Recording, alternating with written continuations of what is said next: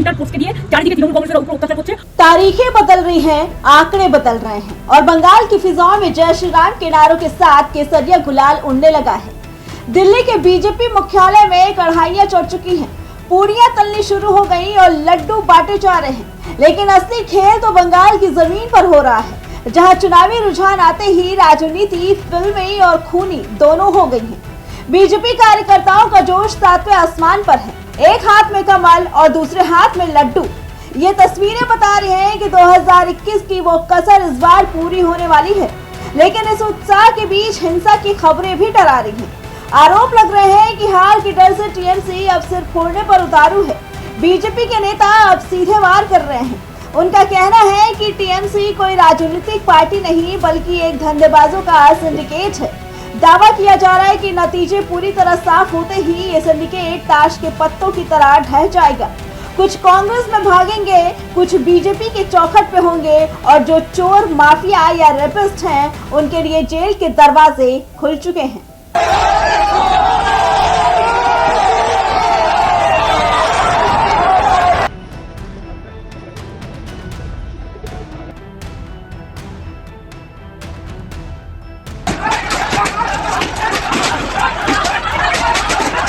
এটা total portfolio centre post के लिए चारिदिके तृणमूल कांग्रेसेर উপর অত্যাচার করছে।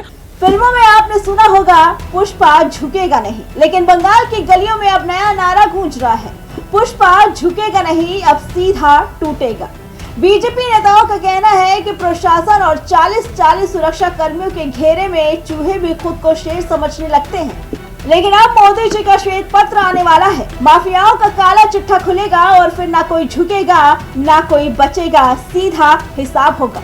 क्या बंगाल को भी अब एक योगी की तलाश है? जिस तरह उत्तर प्रदेश में माफियाओं की कमर तोड़ी गई, उन्हें मिट्टी में मिलाया गया, वैसी ही दहाड़ अब बंगाल के कार्यकर्ताओं में सुनाई दे रही है। लोगों का कहना है कि बंगाल पुलिस में दम तो है, लेकिन उनके हाथ बंधे हैं। अगर हाथ खुल गए तो यूपी से पुलिस बुलाने की जरूरत नहीं पड़ेगी, बंगाल के अफसर ही इन गुंडों को तहस नहस कर देंगे। चुनावी शोर के बीच स्वाद की बात भी निराली है। ममता दीदी कहती थी कि बीजेपी आएगी तो मांस भात छीन लेगी, लेकिन बीजेपी दफ्तर का नजारा कुछ और ही कह रहा है।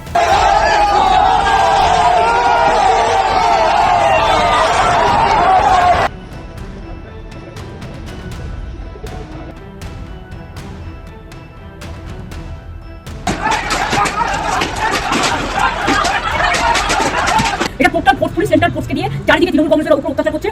वहाँ झालमुड़ी नहीं बल्कि जीत की खुशी में माझे भाते बंगाली का असली जश्न मनेगा। मिठाइयाँ ऑर्डर हो चुकी हैं और अब बस इंतजार है आखिरी नतीजों के उस आंकड़े का जो बंगाल की सत्ता का भविष्य तय करेगा। क्या दीदी का किला ढहेगा या खेला अभी बाकी है? दिल्ली से लेकर कोलकाता तक धड़कनें तेज हैं। पल पल की खबर के लिए बने रहिए हमारे साथ। Bureau report, prime desk.